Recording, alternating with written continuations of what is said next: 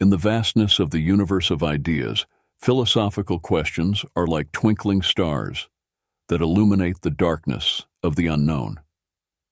Amidst this intellectual spectacle, C.S. Lewis's 37 phrases emerge as constellations of insight and inquiry, inviting us to explore the deepest mysteries of human existence. These brief yet impactful words serve as portals to a journey of reflection and discovery. What do these phrases reveal about the nature of truth, morality, and life itself? How do they challenge us to rethink our own conceptions and delve into the depths of human thought? In this analysis, we will unravel the power of these C.S. Lewis phrases and explore the universal truths they reveal. 1. Everything changes, nothing ever stays the same.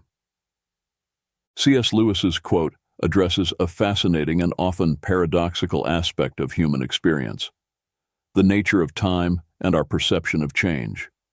The first part of the statement, "Everything changes, nothing remains the same," reflects a fundamental truth in many aspects of life and the universe. From the laws of physics, which show that the universe is in a constant state of change and evolution, to transformations in society, technology, and our personal lives, change is a constant. The second part of the quote, "Isn't it funny how day by day nothing changes, but when you look back everything is different," speaks to how we perceive time and change in the short and long term.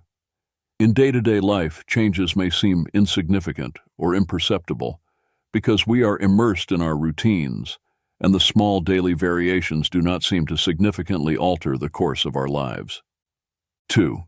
There are far, far better things ahead than the ones you leave behind. This phrase by C.S. Lewis is an invitation to optimism and hope, encouraging us to look to the future with a positive perspective. The central idea is that, regardless of the losses or challenges we face, the future holds possibilities and joys that surpass what has been left behind. This thought can be particularly comforting in times of transition or loss, reminding us that closing one chapter in our lives makes room for the beginning of another, potentially more rewarding and enriching one. Lewis, with this statement, also touches on the transitory nature of life and the importance of not clinging excessively to the past or material things. Excessive attachment to what has been can prevent us from fully embracing new opportunities and experiences. The idea that the best is yet to come serves as a reminder to keep our minds and hearts open to the infinite possibilities the future holds.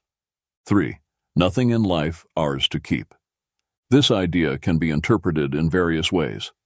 In a material sense, it suggests that generosity and the act of sharing with others can enrich our own life experience, providing a sense of satisfaction and purpose that simple accumulation of material goods cannot offer.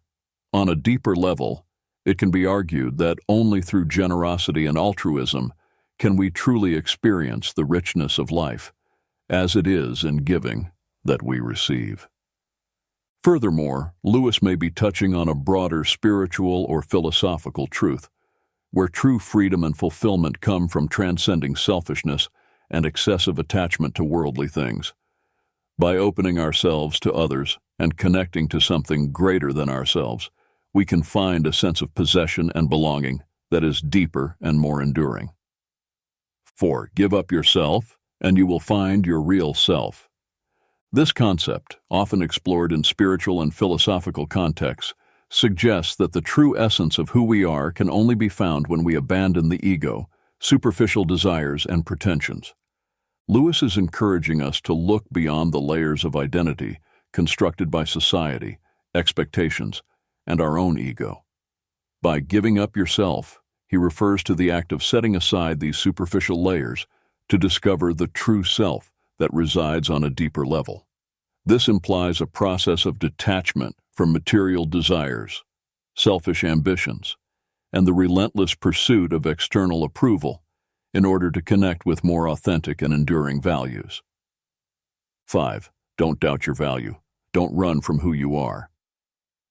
Lewis suggests that our existence and essence have immense value simply because we are divine creations, regardless of how we compare ourselves to others or the ideals we may hold. This perspective invites us to recognize and value our own uniqueness and the unique contribution we can offer to the world. Furthermore, by stating, "Don't run from who you are," Lewis is encouraging us to confront and embrace our true nature, with all its imperfections and beauties. He suggests that authenticity and self-acceptance are essential for living a full and meaningful life. This acceptance is not just about recognizing our qualities, but also embracing our flaws and limitations, understanding that they are part of what makes us unique. 6. If you find in yourself desires which nothing in this world can satisfy, the only logical explanation is that you were made for another world. Lewis addresses the sensation, often experienced by many, that there is a kind of emptiness or longing within us that worldly joys and satisfactions cannot completely fill. This perception can lead to the conclusion that such insatiable desires point to a reality or existence beyond what is known and experienced in this physical world. The idea that we were made for another world suggests that human existence has a purpose and a meaning that extend beyond everyday life and earthly experiences. This view is rooted in many spiritual and religious traditions, which see life on earth as a journey or preparation for a higher or spiritual reality. 7. You don't have a soul. You are a soul. You have a body. Lewis is challenging the common perception that often prioritizes the physical and material, redefining human identity in a way that places the soul, or the spiritual essence, at the center. By stating that you are a soul, Lewis highlights the primacy and eternal importance of the soul compared to the physical body, which is temporary and transient. This view echoes many religious and philosophical traditions that see the body as a temporary vessel for the soul, which is the true essence of being. The idea that each of you will still be alive after the dissolution of the physical universe speaks to the belief in the continuity of the soul's existence beyond physical death. Lewis suggests that the true essence of who we are transcends the limitations of time and physical space, pointing to a spiritual reality that is eternal and unchanging. 8. Don't shine so others can see you. Shine so that, through you, others can see God. This idea is deeply rooted in the Christian notion of testimony, where an individual's life is seen as a mirror or a beacon that reflects God's light to the world. Instead of seeking personal glory, Lewis suggests that we should aspire to live in such a way that our actions, words, and even our presence allow others to glimpse divinity, goodness, and truth that transcend our individual existence. This perspective shifts the focus from the self to the other, and ultimately to the divine, promoting a way of living that is marked by generosity, service, and authenticity. By shining not for our own enhancement, but to illuminate the path to God, we are called to an existence that values humility and altruism, recognizing that our greatest contribution may be to facilitate others in finding their own connection to the sacred. 9. Hardships often prepare ordinary people for an extraordinary destiny. Lewis suggests that challenges and adversities are not mere meaningless obstacles, but rather instruments of growth and preparation. Difficulties have the potential to transform us, shaping our character and refining our virtues in ways that prosperity and ease simply cannot. This process of growth through adversity is often what prepares us to take on larger roles and responsibilities, leading us to destinies that far surpass our initial circumstances. By mentioning that God allows these experiences of low points, Lewis is touching on the notion that there is a divine order and purpose behind life's events, even those that seem negative at first glance. The lessons learned through adversity are seen as essential to our spiritual and personal development, teaching us perseverance, compassion, humility, and dependence on a force greater than ourselves. The idea that God does not make anyone wait unless it is good for him to wait reflects a view that God's timing is perfect, even if we do not immediately understand it. Patience and waiting are seen not as emptiness or meaningless inactivity, but as an opportunity for internal growth and preparation for what is to come. Thus, Lewis encourages us to face difficulties and periods of waiting not as abandonments, but as integral parts of a larger plan that leads us to an extraordinary destiny. 10. Experience is the most brutal of teachers.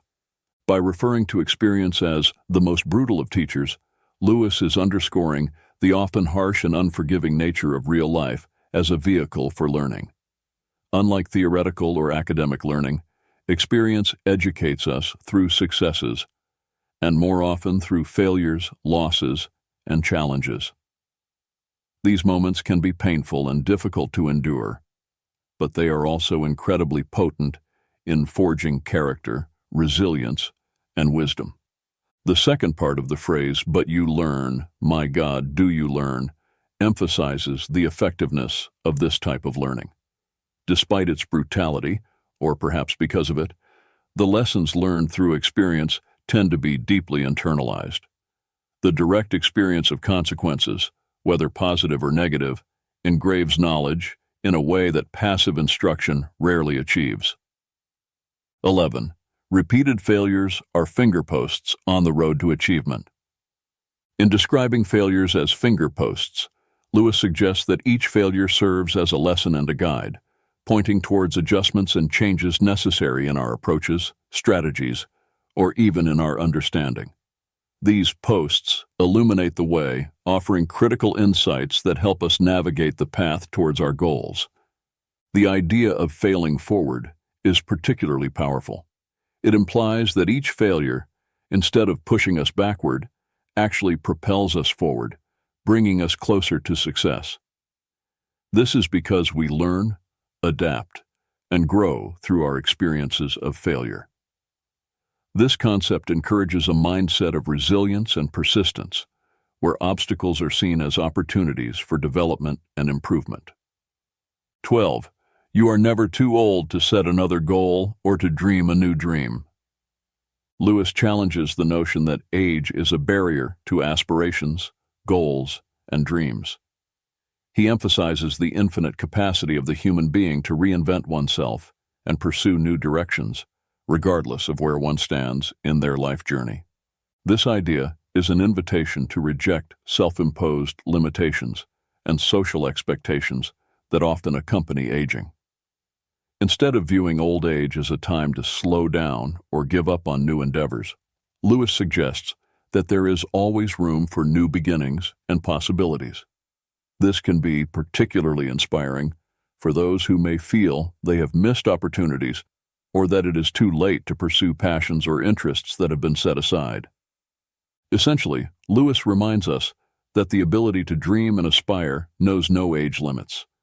This message serves as an encouragement to continue seeking growth, fulfillment, and joy in all stages of our lives, embracing the ongoing journey of discovery and renewal. 13. Don't let your happiness depend on something you may lose. This brings forth a profound reflection on the nature of happiness and the importance of grounding it in aspects of life that are enduring and intrinsic, rather than external and transient. This idea encourages us to reconsider the sources of our joy and satisfaction, warning against basing our happiness on elements that are outside of our control and can easily be altered or lost, such as material possessions, social status, or even specific relationships. By highlighting the volatility of many of the things we value, Lewis suggests the pursuit of a more authentic and resilient happiness, one that is not shaken by the inevitable changes and challenges of life. This may involve cultivating internal virtues such as peace of mind, gratitude, self-love, and spirituality, which are less susceptible to external circumstances. 14. This world is a great sculptor's shop. It is a rich metaphor reflecting on the process of personal growth and transformation within the context of human existence. Comparing the world to a sculptor's workshop, Lewis suggests that life experiences, with their challenges and opportunities, act as the tools and techniques used by a sculptor to shape and define their creations. In this analogy, we humans are like unfinished statues, constantly being formed and refined by the hands of the sculptor, a metaphor for life's forces, circumstances, interactions with other people, and possibly a divine influence or destiny. Each experience carves our character, molds our values, and affects our life trajectory, contributing to the ongoing process of becoming who we are meant to be. The rumor that some statues will come to life can be interpreted as an allusion to the idea of reaching a state of awakening or spiritual enlightenment, where one becomes fully aware of their purpose, their essential nature, and their connection to something greater than themselves. This can also be seen as a moment of personal fulfillment, where a person transcends previous limitations and emerges more alive, authentic, and fully realized. 15. We are mirrors whose brightness, if we are bright, is wholly derived from the sun that shines upon us. Comparing ourselves to mirrors suggests that our value and brightness are not inherent, but reflected from a larger external source, in this case, symbolized by the sun. This source can be interpreted in various ways, including love, truth, beauty, or in a spiritual context, the divine. The idea that our brightness is wholly derived from this external source reminds us of our dependence and connection to something beyond ourselves to find meaning, purpose, and light in our lives. The second part of Lewis's reflection about the importance of keeping the self clean and bright to have a clear view of God reinforces the idea that our ability to perceive and reflect truth and beauty is affected by the state of our inner being. Just as the view of the moon can be obscured by a dirty telescope, our perception of the divine or the deeper meaning of life can be clouded by our faults, biases, or spiritual neglect. 16. There are two kinds of people, those who say to God, "Thy will be done," and those to whom God says in the end, "Thy will be done." Lewis delineates a fundamental division between those who choose to submit to divine will and those who insist on following their own path, regardless of divine guidance. By saying, "Thy will be done," an individual expresses a willingness to align with God's purposes and plans, placing God's wisdom and authority above their own preferences and desires. This voluntary submission is seen as an act of faith and trust in God's goodness and sovereignty. On the other hand, when God says, "Thy will be done" to an individual, Lewis suggests that God grants that person the freedom to choose their own path, even if that path leads to separation from God. This is an expression of divine justice and respect for human freedom, allowing the natural consequences of a person's choices to unfold. 17. C.S. Lewis's reflection. I have no duty to be anyone's friend, and no man in the world has a duty to be mine. No claims, no shadow of necessity. Friendship is unnecessary, like philosophy, like art, like the universe itself, for God did not need to create. It has no survival value. Rather, it is one of those things which give value to survival, addresses the nature and value of friendship in a deeply contemplative manner. Lewis is highlighting that friendship, unlike basic needs such as food and shelter, is not essential for our physical survival. However, he argues that it is precisely this unnecessariness that elevates friendship, philosophy, art, and the universe to something that transcends mere functionality or utility. Friendship is valued not for its usefulness, but for its ability to enrich the human experience, adding a layer of meaning, joy, and depth to life that goes beyond mere survival. By stating that there is no duty in friendship, Lewis also suggests that true relationships should not be based on obligations or expectations, but rather on a free and mutual choice to share life, thoughts, and moments. This underscores authenticity and voluntariness as essential aspects of meaningful friendships. The comparison with God's creation of the universe serves to illustrate the idea that the intrinsic value of something may lie in its beauty, complexity, and ability to inspire, rather than in its functional necessity. Thus, Lewis leads us to appreciate friendship and, by extension, art, philosophy, and the universe as gifts that enrich our existence, making life not only bearable, but deeply valuable. 18. You will never make a good impression on other people until you stop thinking about what sort of impression you are making. Lewis suggests that conscious effort to shape how we are seen often has the opposite effect, leading to a perception of inauthenticity or excessive effort. This reflection encourages us to adopt a more genuine and less calculated approach in social interactions.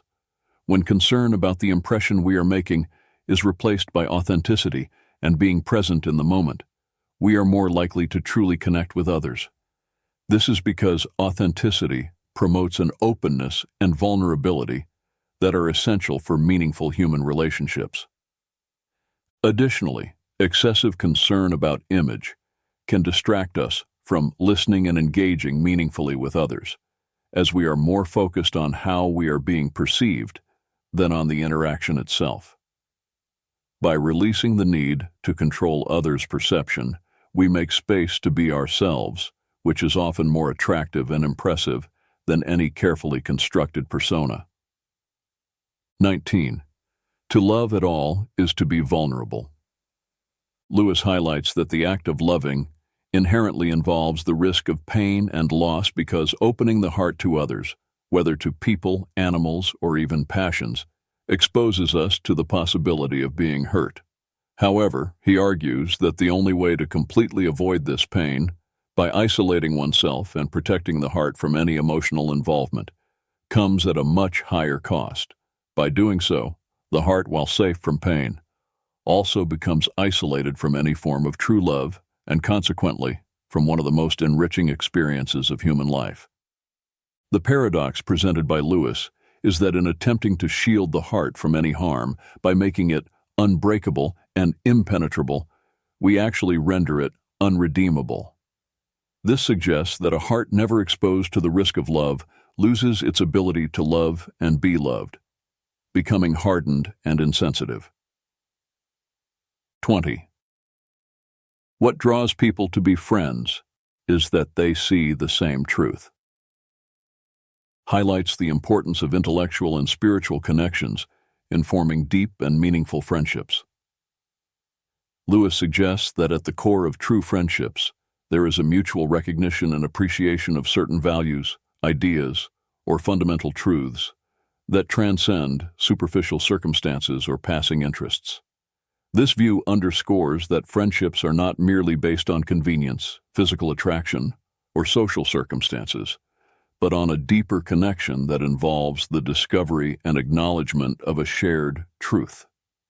This truth can refer to a common understanding of life, moral principles, a shared passion for certain subjects, or even a similar worldview. The act of sharing this truth implies not only recognizing it, but also experiencing and exploring it together, which can provide a solid foundation for the development of a lasting friendship. Friendships rooted in this kind of mutual understanding tend to be more resilient and enriching, as they are based on the mutual appreciation of aspects of being that are considered significant and valuable. 21. Love is a steady wish for the loved person's ultimate good. Lewis redefines love beyond the common notion of intense emotion or physical attraction. He presents love as an active and deliberate commitment to the well-being and happiness of the other person, regardless of circumstances or one's own emotions. This conception of love as a steady wish emphasizes the volitional and intentional nature of true love. It is not seen as something passive or merely sentimental, but as a continuous choice to prioritize the good of the loved one. This implies a commitment to actions and decisions that promote the well-being and fulfillment of that person, even if it requires sacrifice or selflessness.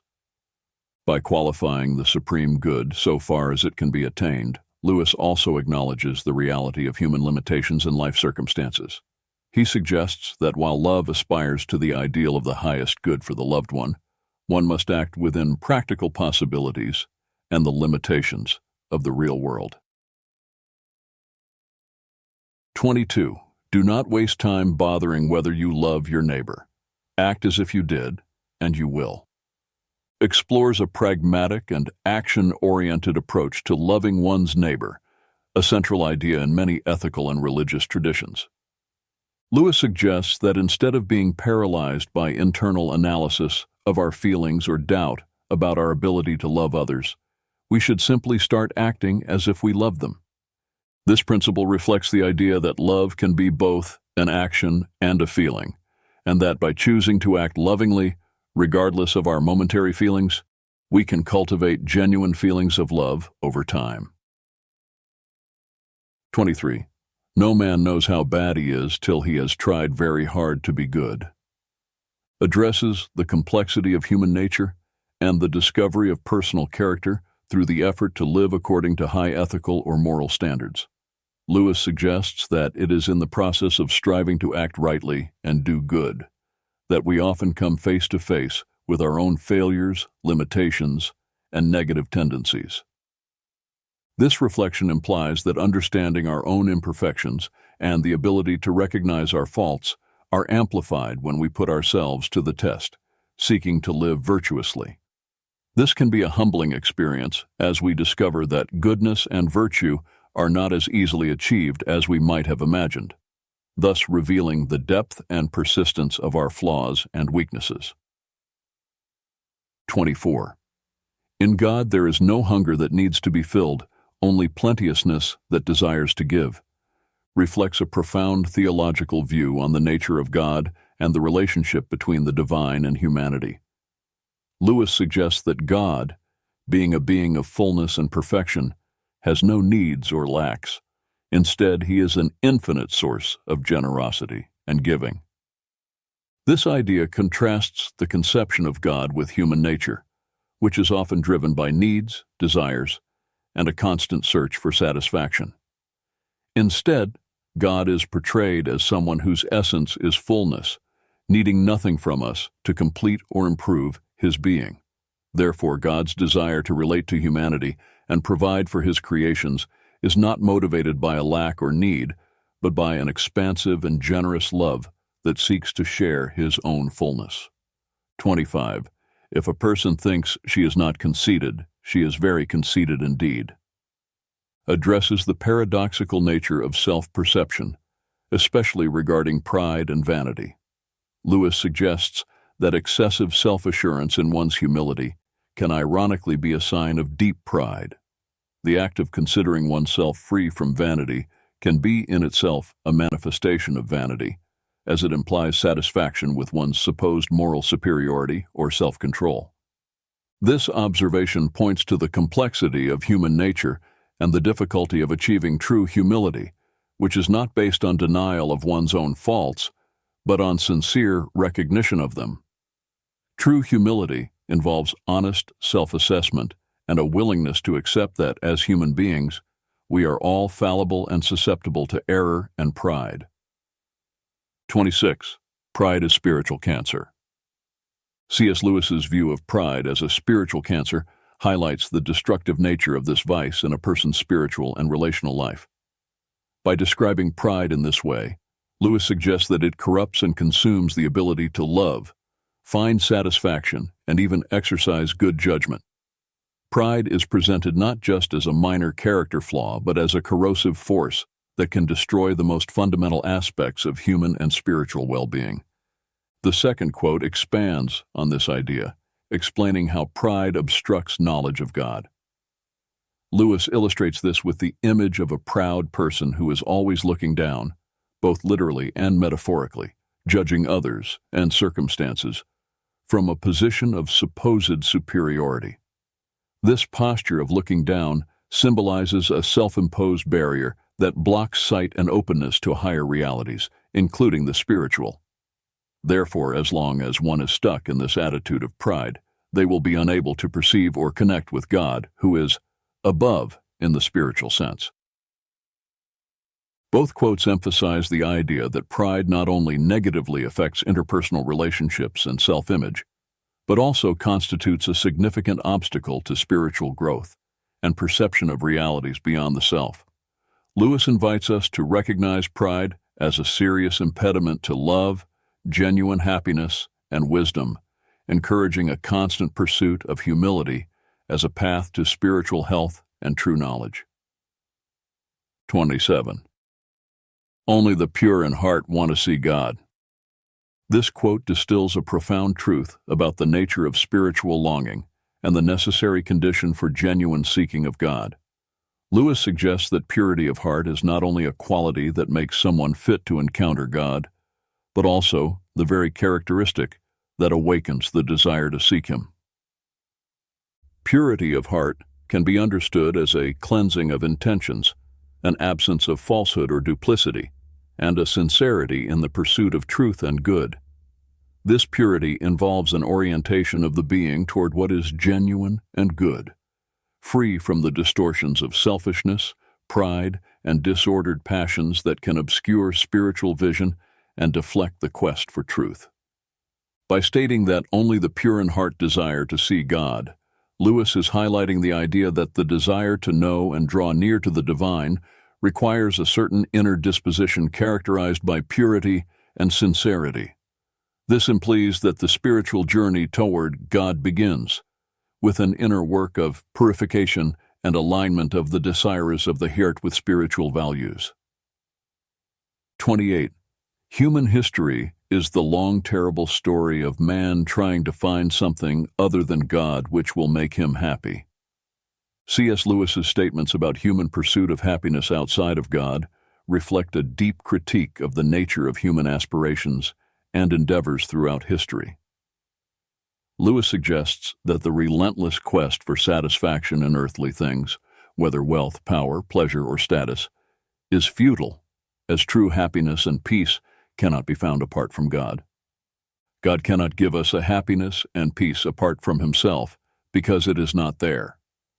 This assertion highlights the view that any attempt to find lasting contentment outside of a relationship with the divine is doomed to failure, as the true source of peace and joy resides in God. To what will you look for help if you will not look to that which is stronger than yourself? This rhetorical question invites reflection on the need to seek support and guidance in a force greater than our own limited human capacity, suggesting that reliance on purely human resources or solutions is insufficient to address life's fundamental challenges. All that we call human history, money, poverty, ambition, war, prostitution, classes, empires, slavery, is the long, terrible story of man trying to find something other than God which will make him happy. This observation about human history as a series of failed attempts to find satisfaction in earthly substitutes for God underscores the view that many human endeavors and conflicts stem from a misguided search for meaning and contentment. Together, these reflections by Lewis challenge us to reconsider the sources in which we seek happiness and purpose, encouraging a reorientation toward spiritual values and a deeper relationship with the divine as the path to true satisfaction and peace. 29. Forgiving does not mean excusing. This quote distinguishes two fundamental attitudes toward dealing with offenses or mistakes. By stating that forgiveness does not equate to excuse, Lewis highlights the importance of acknowledging the seriousness and reality of an offense without allowing it to perpetuate resentment or hostility. Forgiveness implies a conscious decision to release resentment or the desire for retaliation against someone who has wronged us, even when we recognize that the act committed against us was wrong and unjustifiable. This distinction is crucial because it recognizes the responsibility of the offender without allowing that offense to dominate future relationships or the emotional state of the offended party. In contrast, excusing someone often involves minimizing the offense or justifying the offender's behavior, potentially ignoring the harm caused. Thus, excusing can inadvertently enable or validate harmful behavior. Lewis suggests that forgiveness is a deeper act that requires considerable moral strength. It involves choosing to respond to wrongdoing with a kind of mercy that does not deny the injustice of the act, but chooses not to define oneself or be consummated by it. This approach to forgiveness allows for healing and reconciliation while maintaining moral integrity by acknowledging the gravity of the wrong. Therefore, forgiveness, as Lewis conceives it, is an act of grace that transcends mere acceptance of others' faults, promoting the restoration of relationships without denying the reality of the harm caused. 30. Thirst was made for water, inquiry for truth. By C.S. Lewis offers a powerful metaphor that underscores the intrinsic connection between human pursuit of knowledge and the nature of truth. By comparing physical thirst for water with the innate desire to understand truth, Lewis invites us to reflect on the fundamental need we have to seek knowledge and understanding. Just as thirst is a natural condition that drives us to seek water to quench it and ensure our physical survival and well-being, curiosity and the desire to understand are fundamental impulses that lead us to seek truth, to satisfy our need for intellectual and spiritual knowledge and understanding. This comparison emphasizes that just as water is essential for physical life, truth is indispensable for our intellectual and spiritual life. Just as our bodies are designed to seek and consume water to maintain their health and proper functioning, our minds are naturally inclined to question, explore, and seek understanding to grow and thrive intellectually. 31. Faith is the art of holding on to things your reason has once accepted, in spite of your changing moods. This phrase by C.S. Lewis offers a profound understanding of faith that transcends mere emotional or irrational belief. Lewis suggests that true faith involves a continuous commitment to convictions and truths that have been accepted by reason, even when emotions or circumstances may try to sway us. This conception of faith highlights its active and deliberate nature, not as a passive state of acceptance, but as a constant exercise of will and discipline. By defining faith as the art of staying firm, Lewis implies that it requires practice, skill, and conscious effort to sustain beliefs in the face of doubt, fear, or uncertainty that may arise with fluctuations in our emotional states or changes in life circumstances. By emphasizing that faith is based on things reason once accepted, Lewis is also rejecting the notion that faith and reason are mutually exclusive. Instead, he proposes that authentic faith has its roots in rational and conscious understanding, and that maintaining this faith requires a continuous and deliberate return to these rational principles, especially when challenged by ever-changing moods. 32. We meet no ordinary people in our lives. This statement by C.S. Lewis offers a deeply human perspective on the nature of interpersonal interactions and the uniqueness of each individual. Lewis suggests that every human encounter, no matter how brief or trivial it may seem, is an opportunity to connect with someone extraordinary, whose life, experiences, and perspectives are unique and valuable. This assertion challenges the notion that some people are common or ordinary, highlighting that all individuals have a story, an inner complexity, and a unique potential that make them worthy of attention and respect. Even those who may seem to play mundane roles in our lives can have unexplored depths and inner riches that deserve to be recognized and valued. 33. Everyone thinks forgiveness is a lovely idea until he has something to forgive. This quote addresses the challenging nature of forgiveness and how our perspective on it can change when we find ourselves in the position of needing to forgive someone for a transgression or injustice. Initially, many people may agree that forgiveness is a noble and desirable virtue, recognizing its moral value and the emotional benefits it can bring to both the aggressor and the offended party. However, when confronted with the reality of a situation where they have been hurt or harmed by someone else, the act of forgiveness can become much more difficult than they imagined. This quote highlights the human tendency to idealize forgiveness when we are not directly involved in situations of conflict or hurt. However, when we are faced with the real need to forgive someone who has hurt us, we may discover that forgiveness is a complex and painful process that challenges our emotions, self-image, and values. 34. Integrity is doing the right thing, even when no one is watching. This quote highlights the importance of acting in accordance with our values and principles, regardless of the presence of supervision or the potential for reward or punishment. By defining integrity as doing the right thing, Lewis suggests that true integrity goes beyond simply following rules or social norms. It is a matter of moral and ethical principles. This implies making choices based on what is morally correct, even if it is easier or more advantageous to act otherwise. The part of the phrase that emphasizes that this should be done even when no one is watching underscores the importance of authenticity and consistency in our actions. This means that integrity is not something we display only to impress others or avoid negative consequences. It is a quality that is inherently valuable and shapes our conduct in all aspects of life. 35. Children are not a distraction from more important work. They are the most important work. This quote emphasizes the priority and significance of caring for and raising children in a person's life. In doing so, Lewis highlights the responsibility and privilege that parents have to shape and influence the development and future of their children. This statement challenges the common notion that caring for children is merely a secondary part or an obligation that competes with other activities considered more important or meaningful. Instead, Lewis argues that children are not a distraction, but rather the central focus and primary responsibility of any adult who takes on the role of a father or mother.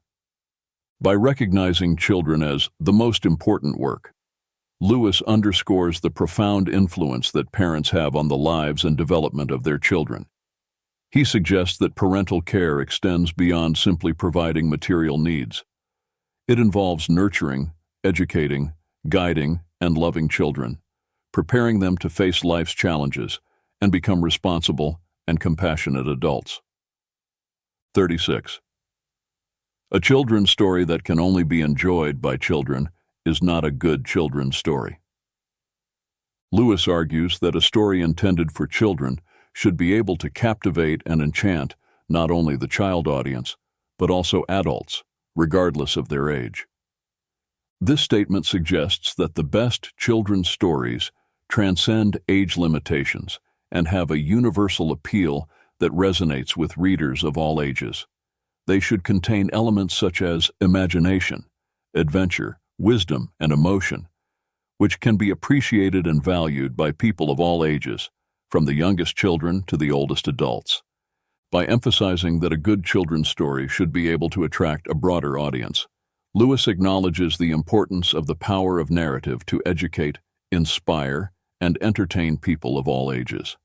He suggests that, even as we grow and mature, we never lose our love for the magic of enchanting stories, and that we should continue to seek out that magic throughout our lives. 37. True humility is not thinking less of yourself, it's thinking of yourself less. By stating that true humility is not thinking less of yourself, Lewis highlights that self-esteem and recognizing one's own worth are not incompatible with humility. On the contrary, genuine humility involves a balanced view of oneself, free from arrogance or pride, but also free from self-deprecation or underestimation. The second part of the phrase, "it's thinking of yourself less," points to the essence of true humility. It suggests that genuine humility is characterized by a shift of focus from the ego and one's own needs to the needs and interests of others. This implies a spirit of service, compassion, and consideration for others, where the self is not at the center of attention, but rather concern for the well-being and happiness of others. This quote challenges the common notion that humility is linked to self-denial or lack of self-esteem. Instead, Lewis argues that true humility is rooted in a balanced view of oneself, combined with a sincere willingness to put others first. As 37 quotes by C.S. Lewis offer a rich and multifaceted tapestry of wisdom and insight into various aspects of human life, faith, morality, and the human condition. Together, these quotations form a comprehensive panorama that invites deep reflection and personal introspection. A conclusion we can draw from these quotes is the importance of seeking truth, authenticity, and integrity in our lives. Lewis reminds us that true wisdom lies in the ability to look beyond superficial appearances and delve into the essence of things, cultivating a deeper understanding of the world and ourselves. Moreover, the quotes highlight the importance of empathy, compassion, and love for others, as well as the need to cultivate virtues such as humility, forgiveness, and gratitude in our daily lives. They challenge us to grow, to learn, and to evolve as individuals, constantly striving for moral and spiritual excellence.